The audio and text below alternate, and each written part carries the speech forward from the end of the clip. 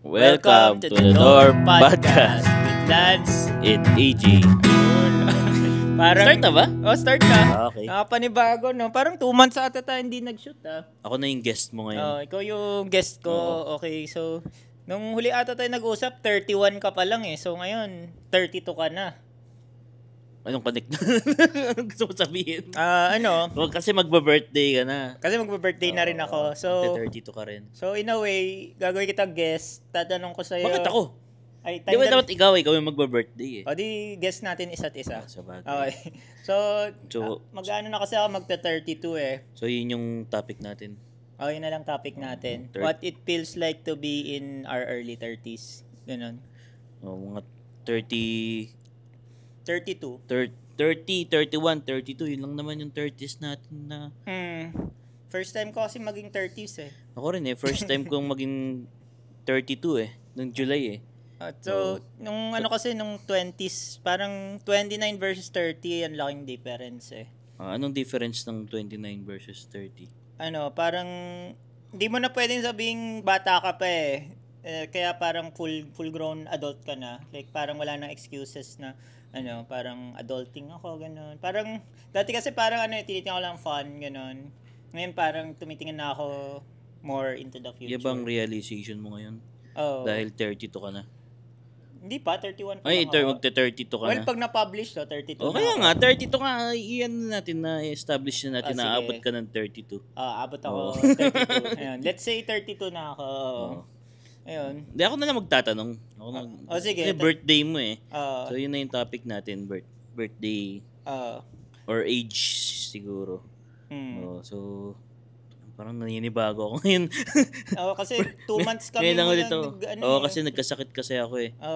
Sobrang two times yata ako nagkasakit eh. So mas In 1 month eh. mas sakitin ka na in your 30s. Ay, oo nga, no? Parang ganun, no? Actually, sige, mamaya natin pag-usapan yan. Ikaw muna, interviewin kita sige, eh. interview mo ako. So, ano yung realization mo na ngayong early trial mo ng 30s? Early trial. Compared, 30 tsaka 31. Parang trial stage pa lang to, di ba? So, anong realization mo or anong pagbabago ba or kung meron? Realization ko na mamamatay tayong lahat. Kaya, Tapos, life is short. Before you know it, 60 years old ka na. Kaya ako, laging ganun yung iniisip ko. I want to do what I want. I want to die without, or konti lang yung regrets. wala ka bang parang birthday jitters? Kasi pag 32, wala na sa kalendaryo eh. Ay, oo nga, first time mawala. Siguro wala pa ngayon. Kasi Nung naalala ko nung ako, parang magiging pa lang ako, 29 years old. Na-realize ko, mawawala na ako sa kalendaryo ng February na leap year.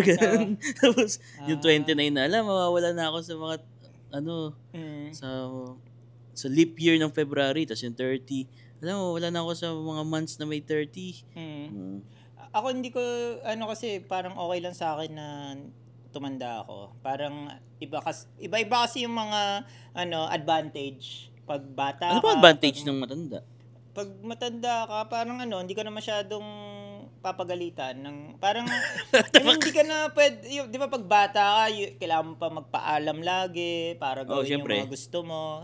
Ngayon parang pwede mo nang gawin yung mga gusto mo as long as legal siya, may pondo ka, tsaka wala kang masasaktang tao. You can do what you want. May free will ka na lalo. Actually, yun din yung parang realization ko nung nag-30 ako eh. Parang yung mas established na yung mga beliefs mo compared nung 20s ka and teenager ka. Yung kunyari, yung teenager ako dati, parang ako may pagka-agnostic. Atheist, pa ako Nagka-atheist face ka. Edgy face hanggang nung tas yung 20s naman, parang doon, parang nag-explore na, di ba? Kung ano ba talaga or parang soul-searching yung 20s mo eh. Pero pag 30s ka na, para sa akin, parang na-establish mo na yung sarili mo. Ito ka na eh, di ba? Parang establish na lahat ng beliefs mo sa life, sa relationship, sa beliefs mo spiritually. Parang ganun. Pero hindi ba dahil cool ngayon maging Catholic? For some reason, may ganun stats eh. Cool mo maging Catholic? Parang yung sa America. Kasi di ba yung mga Amerikano, nagiging more on right-wing na sila. So, hindi mo pumasok sa isip ko yun. Hindi pumasok sa'yo. Okay. Kasi yung mga bata ngayon, for some reason, ang cool ngayon for them is to be Catholic. Confirm nyo na lang. Parang yung mga Great Crusades, no? Oo, cool maging crusader dati. So, ayun pala yung mga belief. Tama ka. Yun lang siguro, dahil sinabi mo established na yung mga belief mo, parang idgaff ka na sa opinion ng mga ibang tao. Parang ganun, actually. Parang been there, done that na yung dating eh. Parang more on, hindi mo na kailangan. Yung parang meron ka pa minsang sinasatisfy na ibang tao na tsaka parang hindi ka na easily influenced eh. Ayun, totoo diba? rin. Dapat ganun eh. Tapos, kunyari, para sa akin, kung ito na yung beliefs mo ngayon, baka ito na yung maging beliefs mo habang buhay na. Pwedeng ganun. Pwedeng ganun, di ba? Established na kasi eh.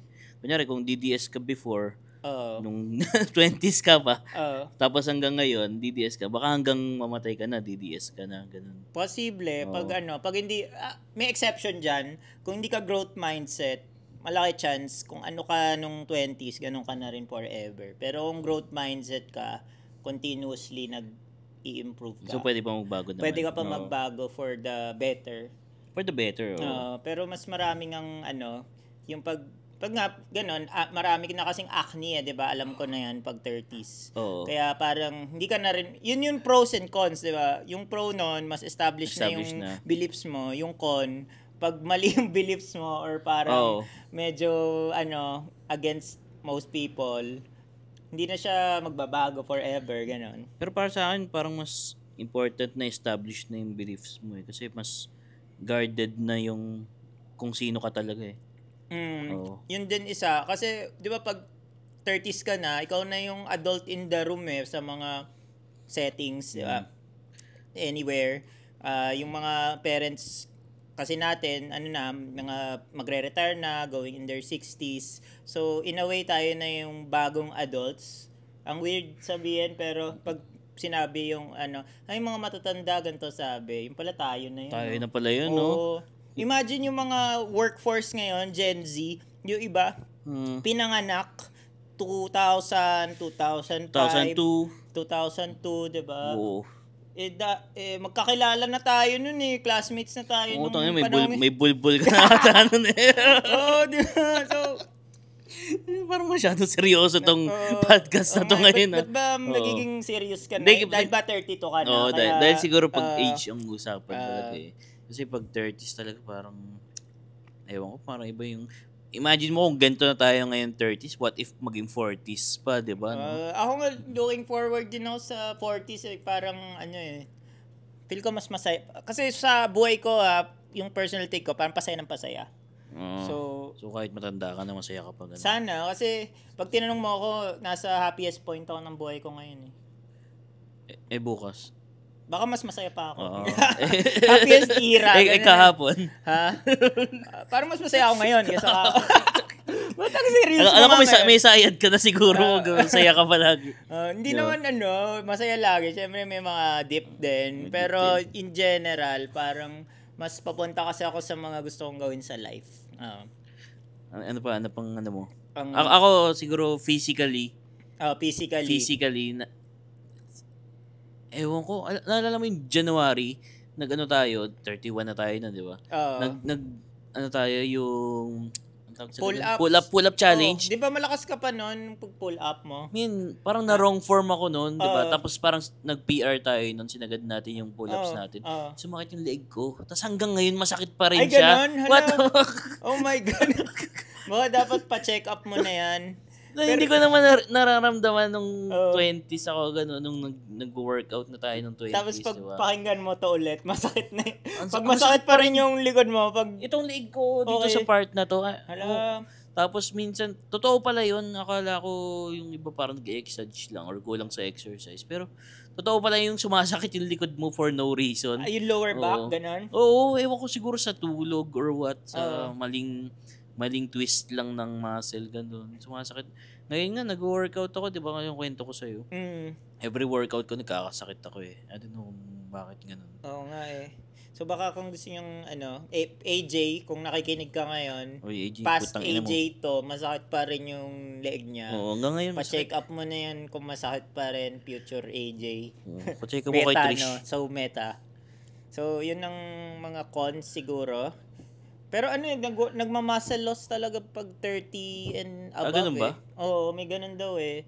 And yung only way para labanan siya is yun nga, mag-bulk tsaka magbuhat para ma-maintain yung muscle mass. Pero yun nga, nag-peak na tayo siguro nung 20s, pero feel ko magpipeak pa tayo eh. Wala pa tayo sa peak. Ikaw ba? Feel mo na sa peak? Kailan ba yung peak? Well, sabi nila, pag parang bodybuilder na katawan mo? Kung physically daw, mid-20s yung peak ng katawan. Pero feel ko para lang yun sa mga athlete. Kasi tayo, nagsimula lang tayo magbuhat late 20s na eh. So, I can't say na nag-peak ako physically nung 20s. Bakit si Pacquiao ba? Kailan yung peak niya? No, 30s, diba? 30s, feel ko. Nung mga, na siya, 8-time pound diba? for pound champion. 30s na siya nun eh. Tsaka parang kung 30s ka, tapos wala ka pang anak, yung hot take ko, masaya pa rin siya. Kasi, ang daming pwede explore na hobbies. Ba't tayo napunta doon sa anak? Ay, oo nga, no? Naisip ko yung hobbies eh. Naisip ko parang nag-short circuit yung utak ko. Kasi naisip ko si Pacquiao, may 4 siyang anak. Oo. Tapos, kasi every panalo niya, binubuntis niya si Jinky. Diba? kasi siya eh. Ano siya nun eh. No sexy Oh, Pacquiao. no sexy. Ganun ba talaga yan? Ewan ko, napanood ko lang sa YouTube na pag daw nagte-training si Pacquiao, wala raw siyang any so kahit no fap siya, kumbaga. Siguro, baka no fap din baka si Pacquiao. Kailangan niya kasi maraming testosterone. Kasi parang yung niya very precious testosterone eh. Kailangan yung sexual, yung anger niya, yung lakas niya para suntukin yung kalaban eh. Parang tsaka para tumakbo ng senador. Talo nga si Pacquiao eh. So, ayun, siguro pag 30s din, nag-enjoy ka na sa mga Blue Ribbon Committee eh. Ayun nga, no? Weird actually, sa totoo lang. Or, dahil din siguro sa work ko ngayon, pwede. Lalo sa government, parang ito yung livelihood ko eh. Pwede. Parang kailangan makialam din ako dito, di ba? Hindi, pero kahit wala sa government, ganun eh, mga 30s. Mga 30s, no? Or the older you get, the more ka sa balita, yung nagiging entertainment na siya for people. Kasi nung dati parang wala pa akong paka sa mga ganun eh. Yung mga, kasi dati pa naman yung mga Blue Ribbon. Dati pa yung mga hearing na mga, nung nag-impeachment, di ba? Mga PDAF case, yung mga EDSA DOS, di ba? Kay Napolis nga, parang dati, hindi ko masyadong, hindi natin gets nun eh. Pero ngayon parang, siguro iba rin yung, ramdam kasi ngayon yung corruption na buti nga bumaha ngayon eh. Tapos, yung mga flood control na nawasak lahat ng mga barrier, ganun dahil substandard. So, feel ko physically, nawi-witness yung mga tao. Pero baka kasi yung flood control. Okay. Flood control. Yung podcast talaga to. Podcast to. Hindi, bakit kasi yung flood control, feeling ko, ngayon lang siya nag-arise. Pero baka since time in memorial pa yan, hinuhut-hutan, hindi lang nakikita. Diba? Kasi dati pa naman may baha eh. So, bakit wala nangyayari, di ba? Baka based din yun sa amin na nagkaroon ka na ng beliefs. Feel ko si God yun eh. Sabi ni God. Parang, God? What the fuck? Si God. Si Jesus Christ. Kasi di ba sobrang sama na ng mga korap. So sabi ni God, parang ginawa niya sa Noah's Ark, papabahain ko tong Pilipinas para mamulat yung mga tao. Na, ito may mga korap. Maramdaman niyo yung kung gaano kasama yung mga korap. Tapos, nabuking sila dahil kay God. Hindi ba dahil kay BBM? siya nag-booking eh. Uy, ito pa isa. Ito hot take. Kasi si BBM, kaya siya gusto ng mga ibang tao kasi feel nila chosen by God daw si BBM. Hindi ko pero yung mga fanatics. Yun naman yung definition ng ang tawag doon, charisma di ba? Oo. Tsaka parang yung mga monarch, chosen by God daw. So si BBM daw, parang ganun, chosen by God. Sabi nila, Tapos ang weird pa ngayon mga kakamping daw, BBM lover na raw mga kakamping. Naniwala ka ba doon? Hindi, kasi parang lang naman yun I mean, kakamping siguro, hindi naman sa pagiging kakamping, pero yung mga kakamping, hindi naman sila pink for Lenny Oo, tama. Pink for good governance yung pinaglalaban nila So diba? parang yung mga DDS, nako-confuse kasi ang tingin lang nila, it's either you're with them or against them. Pero ang totoo, you're for the good governance. Parang if you're not with me, you're against me. Parang ganun. Ganun ba pag 30s? Kung ano na pinag-uusapan natin. Hindi ko alam. Parang malakas tong lemon dough So, hindi, parang lemon dough. Parang workout lang to Ngayon lang ako bumalik So, kailangan yung podcast muscles mo. Kailangan ma-warm up ulit Na tayo, anong gagawin mo sa birthday mo? Okay, so gagawin ko sa birthday ko sa Monday, hindi ako mag-work. Tapos mag-celebrate ako birthday ko. Manlilibre ako ng sa pamilya ko. Nice one. Tapos ano pa ba? Yung birthday mo nung dati, Ondoy? O Yolanda ba? Ondoy. Birthday mo dati. Nung 4th year tayo? Oo, nung high school pa tayo. Diba? Ondoy yun. Naalala ko, nag-jamming pa nga tayo ni Glenn nun ng higante yung natin. Hindi, naalala ko yun, yung birthday mo yun tapos yun yung time din na nag-break yung Orange and Lemons. Okay. 2009 yun 2009. Hindi, naalala ko kasi birthday mo, 29. Tapos 29, humiwalay sino yun? Si McCoy. Tapos, birthday mo rin, sinot yung video ng DVDX ng Sandwich. Okay. Kasi napanood ko sa mix yun DVDX. Ondoy daw nila sinot yun, kaya maulan, mabaha-baha yun. Okay. Mga fun facts sa birthday mo. Naalala ko, siguro pag sa 30s ko, babalik ako sa paggigitara. Kasi di ba? Anong gagawin mo sa 30s mo? Nag-goal setting ako nung earlier episodes. 365K, check na ako doon, men. Tapos, 65 kilos. Ba't check ka na sa 365K? Secret, nagawa ka na. Hindi, kailan ba yung ending nun? Ay, oo nga. Kailangan by the end of December, 365K pa rin. Ay, hindi, wala pa. Wala pa. 65. Ay, okay, sige. Malapit na. So, next 65, bulking 65 kilos, baka hindi ko magawa. 63 na lang siguro. Then, ano pa ba isa kong goal? Bumalik yung gitara doon sa mo. Saan? I mean, gagawin yung goal yung paggigitara mo? Gagawin kong goal yun next year.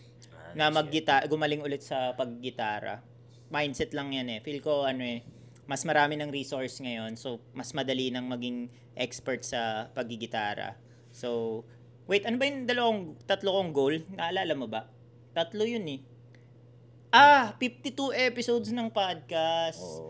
So, yun. Ongoing pa rin siya. Probably November to ma-post. Kailangan matapos natin ng by October to.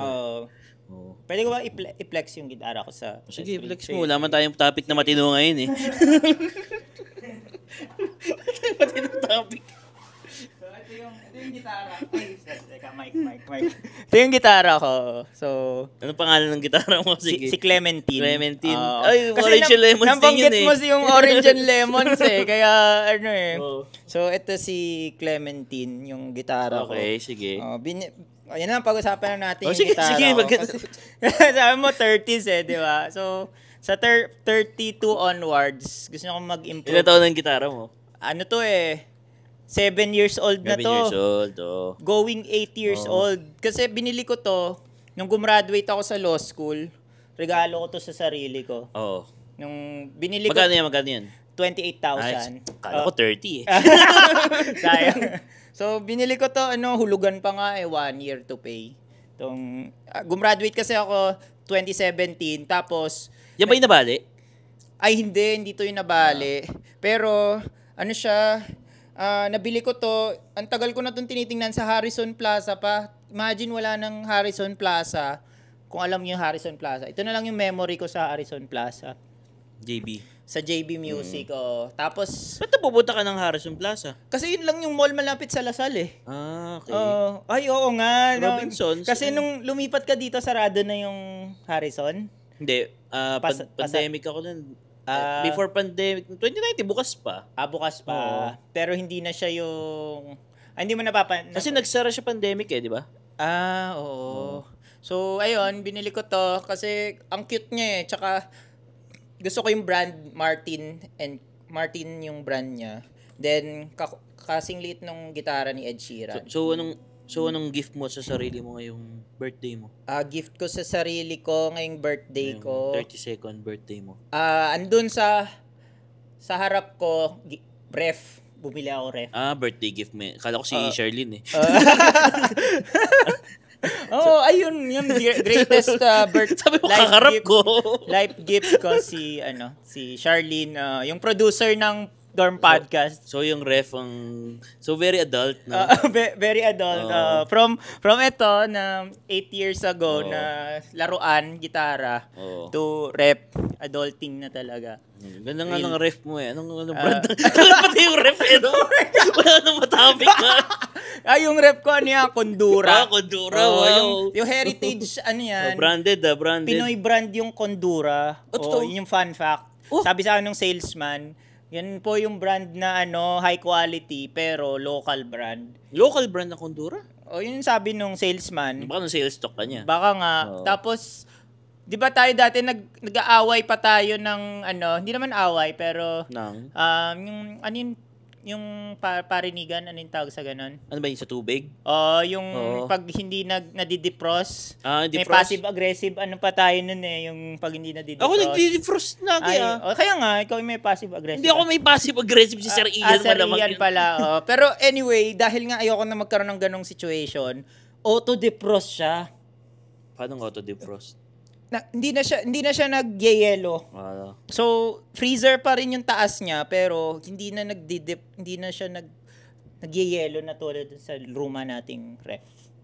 'Yon. Ganda naman ang topic natin. So, sobrang saya ko na ngayong 31 going 32, meron na akong sariling ref. Nakapundar ako ng ref. Yun yung isa sa biggest. May big boy ka na. Big boy purchase. Big boy purchase ka na. Itong aircon, ikaw ito, 'di ba? Hindi, tayong dalawa bumili niyan. Hindi, kayong dalawa ni Sir Ian. Kung may kahati ka man, Sir Ian yun. Okay. So, kasama kong bumili, ikaw. Pero hindi, 5K lang ata, ko dyan. So Sir Ian to? Okay. Si Sir Ian, 5K ang bag ko, tapos si Sir Ian yung the rest dyan sa aircon. Grabe, saya maging adult. Siguro yun yung simple joys ko, yung dati kasi parang gusto ko laruan lang pero mas cool pala yung yung mga gamit sa bahay. Siyempre long term tapos may functionality pa. Tsaka yung mga parang 'di ba, mahilig ako sa Gundam nung bata. So ibig sabihin, ngayong 30s mo, mas responsible ka na sa finances mo din. Pwede, oo. Pero some might say hindi kasi nag-resign nga ako sa work Tapos gumawa ako ng sariling law firm So ayun siguro kaya wala akong midlife crisis ngayon kasi ginawa ko yung gusto kong gawin nung few months ago which is to create my own business, law firm. Kaya wala kang midlife crisis kasi you're living in it na Parang nasa midlife ako pero walang crisis, di ba? Ayan siguro. Kasi naalala mo din dati AJ, di ba, yung biggest insecurity ko talaga, wala akong girlfriend. So, nung 28 ako, 29, nakahanap ako girlfriend na maayos. Maayos. So may hindi maayos. Oo, meron. Ayoko lang pag-usapan kung sino yung mga hindi maayos. Pero the best siguro yung yung best blessing ni Lord ngayong 32 ako is karoon ako ng best girlfriend for me. Yan masasabi. Hindi ka naniniwala. Ayan. Shout out, Charlene. Ba't ito tayo mag-podcast ito na yung magulong podcast. Ito na yung pinaka-magulong episode natin. Ano yung natin dito? Midlife crisis. Yun yung title para may clickbait. Hindi, ang magulo na episode. Magulo na episode, So, ayun. And, ikaw ba, ano yung mga moving forward? Ano yung, di ba sabi mo yung goal mo last year? Ano ba yung goal mo na sinabi mo? Ang goal ko, ano sabi ko? Wala, hindi ko maalala, men. Yun na, ano lang, yung gusto mong gawin sa 32 mo. 32 ko? 32 onwards. Kasi ako 32 onwards, sabi ko, gusto kong bumalik sa gitara eh. Kahit ganyan, ano. Hobby lang, hindi naman yung major na parang gumawa ng business. Ako gusto ko bumalik sa workout. Oo pwede nga. ba yun? Oo, kasi parang, ano ka na eh, in a way, slightly na ligaw ng landas eh. Hindi ka na nag 4 months ako eh. 4 months ako naligaw eh. Ano na yun, one-third na ng taon yun. Oo nga eh. Yung 4 months. So, gusto kong maging ano ulit, bulky, muscular ulit. Iba yung confidence eh, pag ano. Pag muscular. Oo, pag medyo may muscle. Ngayon kasi hindi ko na ma-flex yung bicep ko. Ay, ganun. I mean, hindi na siya defined eh, diba? So, kailangan bumalik. Siguro, kailangan ng account. Doon ko marirealize na kailangan talaga ng accountability. Oo. Diba? Yun din napansin ko. Kasi pag ako lang mag-isa, na yung struggle ko naman kasi mag-weight gain eh, di ba? So, Kaizen ka kayo, no? Hindi ako naka-enroll ngayon sa Kaizen, pero yung challenge kasi, mahina ako kumain, kaya ang tagal kong mag-gain ng weight. So, baka pwede, next January, kung mababa pa rin weight ko, bulking season naman tayo, oh. Ikaw lang. Hindi, gusto mo, slow bulk ka, para pag nag-cut ka, payat, muscular ka na rin. Tingnan natin, sige. May next year pa naman. Kasi slow bulk ka dapat baka napabilis yung bulk mo eh. Diba? Bulking year 2026. Pero baka mag-cut na ako nun. Ewan ko. Let's see sa Tapos mo kaya mag-bulking. Tapos mag-cut ako. Hindi, cut ako, bulk ka. Okay. Kasi hindi mo na feel yung bulk eh. So ayun, siguro summary nun, bulking, mag-30s, tapos magulong episode, pinlex ko yung gitara ko. Kasi ito yung actually dapat pala yun na lang yung topic natin, no? Kasi, para focus tayo eh. Kasi next time siguro pwede nating mas pag-usapan more yung music tsaka yung gitara. Kasi itong gitara talaga tsaka rock music, ito yung nag-shape sa akin ng kabataan ko eh. Feel ko. Kasi gusto ko maging rockista. Pero feel ko kasi rock and roll din yung paglo-lawyer eh. Kaya yun na lang yung alternative rock and roll na ginawa ko. Sige. So, what if yun na yung topic natin pagkatapos ito? Mag-isa pa ba tayo? Masyado kasi seryoso yung topic natin ngayon. Nga, masyadong seryoso pala. Hindi ako sanay na seryoso ka eh. Hindi rin ako sanay seryoso ako eh. Baka next time nga, yung guest natin ba magaling kumanta? Pakantahin natin, di ba? Sige. Jamming session tayo. Jamming session episode. Dali mo isa mong gitara, yung bibiling ko. Alam mo, yung Epiphone. Oo nga, mag-live sale tayo. Tayo, on record na sale. Bakit sale? Di ba bibili mo yung gitara ko? Ayun, kaliwaan tayo dito sa 12 gibbs. Dito sa meron ka ng bonus sa bonus ka na sa November, kaya nagulo na ulit nagulo na yung screen. So, episode daw. So, ayan, yun yung, parang tayo, yung walang kwentang podcast, yung title nun? Inaano lang natin, tayo, nag-warm up lang kumbaga nag-deload tayo, tapos ngayon, na ulit, week 1 na ulit. Hindi ko na maalala yung sobrang niche ng sinabi kong gano'n. Paano ako mag-podcast before? Nakakawili ka kaya mag-podcast. Hanggang ngayon naman, masyado ka lang serious. Ba't kaya? Baka dahil yung event ko kahapon, parang serious talk yun eh. Di ba boss ka na ngayon? Hindi ako boss. Ginawa lang akong proxy, tapos yung boss ko kasi wala, nandun sa Congress. So ginawa akong proxy, ako na yung pinagsalita doon sa... di ikaw yung representative ng boss? Parang ganun. Okay. Ayun, tapos syempre kailangan formalan. Kaya wala lang, weird pala mag-talk sa ganun. Tapos like may mga nag-questions sa'yo? Ganun. Ay, hindi naman nag-plenary. Special, presentation. Nag-present ka lang? Nag-present lang, kasi... Okay. Baka yun yung passion mo. Kasi ako... Pero ako gusto ko pang gusto ko pang... mas maraming ganong klaseng exposure. Para ma-practice ko yung public speaking. Di ba? Tapos, siguro medyo nahirapan ako doon kasi English eh. Kailangan tuloy-tuloy yung English, di ba? Parang Feel ko ano kay future USEC ka dito sa... Sinasabi mo kasi dati director Parang director. dapat taasan mo pa. Feel ko USEC talaga. Gusto ko director. Tapos pag director ka na, magseso ka.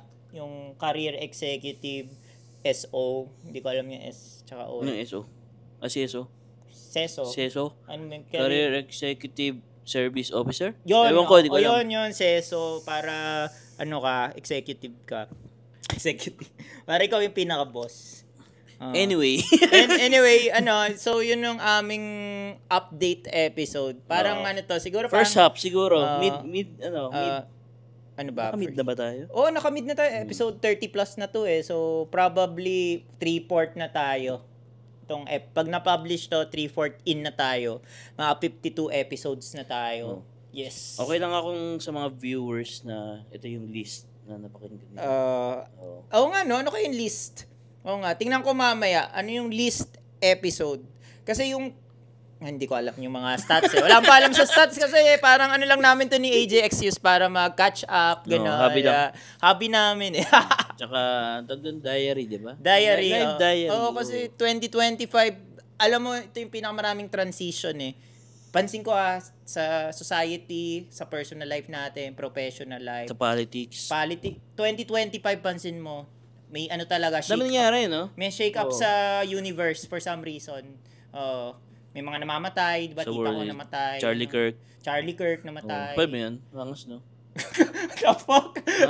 Nakakatakot nga namatay na. Para siyang yung mga... Nagsasalita lang siya, parang ganito, di ba? Nagsasalita lang siya. May nagtanong sa kanya, di ba? Q&A yun, di ba? Tapos, parang violence pa nga yung topic cool pa siya. Sinasabi niya. Kinukuha niya pa yung mic. Tapos nagbaril siya sa leeg. What the hell? So anyway, dormmates, thank you for listening. Kung umabot ka dito, I'm sure ikaw si Troyce. Kasi si Troyce yung pinaka nakikinig dito Ayun. Or yung ibang listener mga lurker natin. Pero as far as I know, si Troyce pinaka-consistent makinig. Shout out kay Troyce. Shout out si Troyce. Siguro ikaw, isa ka sa mga pinali guest namin. Our number 1 listener as guest. Kaya tinutuloy pa namin to. Para sa iyo, Troyce. So thank you, Troyce. At dahil sa iyo, Troyce. So, good night, dormmates and Troyce. Good night, Troyce.